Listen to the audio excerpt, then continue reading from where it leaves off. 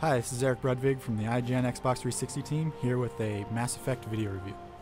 Mass Effect is an action RPG from the acclaimed development studio BioWare, which if you've been following the Xbox, you know them from games like Jade Empire and Knights of the Old Republic. With that kind of pedigree, the expectations have been high for Mass Effect. A lot of people have been comparing it to Knights of the Old Republic, one of the biggest and best games for the original Xbox, and a lot of people have been wondering, is it actually going to live up to the hype? The short answer is it does. The long answer, well, that might take a little while to explain. One of the most talked about parts of Mass Effect has been the combat. This time around, BioWare completely got rid of any turn-based things and went for a straight action RPG, and if you look at it on its surface, it looks a little bit like a shooter. This has a lot of the more action-oriented gamers interested in Mass Effect, but it also has a lot of the hardcore RPG fanatics a little bit worried. In the end, the combat is a bit of a mixed bag. It won't quite please all the hardcore shooter fans, nor will it really please all of the RPG fanatics. In Mass Effect, you go into battle with a squad of 3, only one of which you directly control. There are squad-based commands, but they don't end up working so well. You can't directly control one at a time. You can only give commands to both of your party members to go to one place or to take cover. And so it doesn't really end up working that well, and most people will probably end up just ignoring those commands entirely. There's also an issue with the way powers are used in the game. You can't queue up commands, and you can only map one to a hotkey. This makes it so there's a lot of pausing the game, using a power, unpausing the game, going back into action, and it kind of makes the game a little bit choppy and breaks up the action.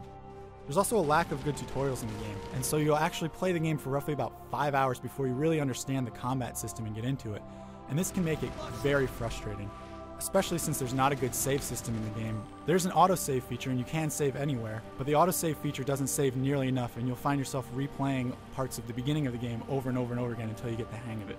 Once you do get the hang of the combat system though, the game becomes a lot of fun. The Engineer, Soldier, and Adept classes in all their hybrids play distinctly enough that replaying the game is a ton of fun. Playing as a soldier, you can just run through, blasting people in the face, and it ends up, once you get the hang of it, playing similarly to a shooter. Playing as the Adept though, you'll be using all your powers, such as a throw move, similar to Knights of the Old Republic. There's a stasis move, a lift move, and once you get the hang of how to use all the biotic powers, you'll find that this game ends up being a lot of fun. This is an RPG, so we shouldn't talk about the combat too long, because the story is what's most important. And in Mass Effect, the story is brilliant. What you get here is a sci-fi story that follows Commander Shepard, which can be either male or female depending on how you create your character, on a twisting quest to save the galaxy and all of humanity. One of the great parts about the game is that in the story of Mass Effect, humanity is a newcomer to the galactic community. And so humanity is looking for acceptance in this community, and you are seen as a bit of an ambassador, which adds an extra layer of intrigue in how you respond to conversations. Like Knights of the Old Republic, Mass Effect has somewhat of a good and evil dichotomy to it, except this time, it's kind of like a good cop and bad cop. This is one of the more powerful stories we've seen in video games recently. Playing as a renegade is brutal. The writing in Mass Effect is really top-notch, and it's so good that you're going to have points in the game where you're just going to say, I can't believe they did that. Following through the main quest, there are several powerful climaxes, several game-changing moments that are going to be talked about for years to come.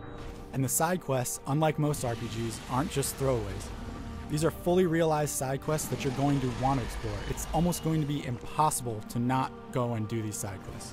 Part of the reason the side quests are so good is that the voice acting in Mass Effect is phenomenal. There are so many lines of dialogue in this game that it boggles the mind. The Solarians are warm-blooded amphibians with a hyperactive metabolism.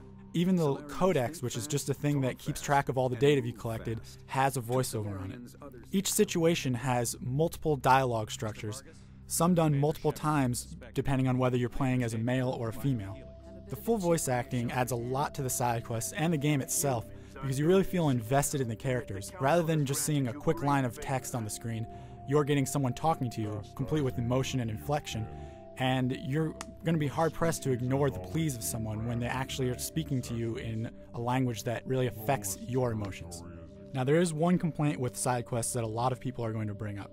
Although there are a ton of side quests and each of them have unique stories that are a lot of fun to explore, the galaxy itself isn't that deep. All of the main quest planets have a lot to see and a lot to do, whereas the side quest planets are kind of the same barren wasteland, just with a new skin slapped on top of it, and they all pretty much follow the same pattern. But in the end, you're going to want to do all these side quests, even if it's just to level up your character. The RPG elements in Mass Effect are fantastic. The sound, decision-making, leveling, and customizing your character build to one great experience.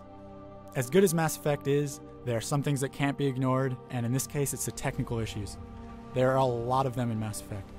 The frame rate drops all of the time in Mass Effect. This game can't keep a steady frame rate to save its life. A lot of times you'll find that you'll clip through walls, or party members will clip through walls, and you can get stuck in one place, and you kind of have to do a ducking move to get out, or even sometimes reset the game. Whenever you load in a save, textures load in awkwardly. Sometimes we run into enemies where the AI doesn't turn on at all and they just stand there while you shoot them. Perhaps the most frustrating bug that happens is sometimes the buttons fail to recognize that you're pushing them. So you might be in the midst of battle and no longer can you shoot your gun because pulling the right trigger doesn't do anything. The simple fact is this game could have used more time to be worked on to hammer out all of these bugs. And a lot of them may be patched post-release, but not everyone has access to Xbox Live, so some people are just going to be stuck with them. Now, it may seem like we're focusing too much on the issues with Mass Effect and not focusing enough on the good parts. And the fact is, despite its shortcomings, you're going to have a great time with Mass Effect and just be able to gloss over the technical issues. With all the side quests, Mass Effect is about a 30-hour experience, and even a second time through, you're still going to get a lot of enjoyment out of it because it does play substantially different depending on which decisions you make. It's tough to convey exactly how much fun the game is without ruining and spoiling some of the fantastic moments in the game. Those are things you're just going to have to experience for yourself. For the full written review, check out IGN.com.